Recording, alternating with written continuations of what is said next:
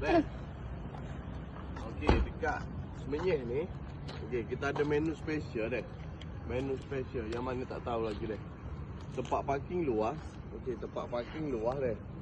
Kalau nak datang sini, okey, nak masak ke Kelantan pagi-pagi lah, pagi-pagi. Okay. Saya nak bawa ke awak ni, Okey, awak nampak ni kedai ni.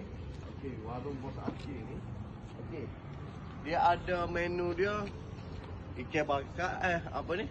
Ikan bakar. Ayam bakar. Daging bakar dia. Lucu. Okey, tempat duduk selesa. Tempat bagi bakar. Depan ni selesa dia. Tempat duduk. Let's jom masuk sini. Okey, masuk sini. Air coconut asyik ada dah. Air coconut asyik. Let's jom. Di sini. Okey, menu dia. Okey. Menu dia. Nasi kabu tomi dah. Nasi kabu tomi. Oh, ni nasi kabu Ikan gula. Ikan gula dah. Ikan gula. Nasi daging. Nasi daging. Nasi kabu biru. Nasi lemak. Nasi biasa. Ayam gogi dah. Ayam gogi, ayam cicak. Okay. Ni nasi lemak, tumis emak-emak dia. Ni tumis emak-emak. Nasi lemak, lotong. Okey dah.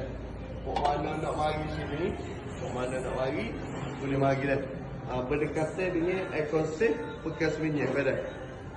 Lagi akhir datang banyak lagi menu sini dah.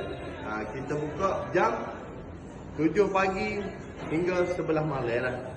Nasi lauk malam dah. Akhir banyak lagi lah. Menu di atas meja ni. Daging belengar seperti daging belengar.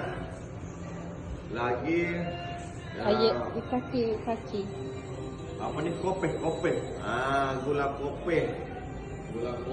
Lepas tu goto nasi lemak lobster. Kami song. Boleh lepas dah start dah. Kau kena share boleh mari ya. Dah. Mana nak kau kena share dah.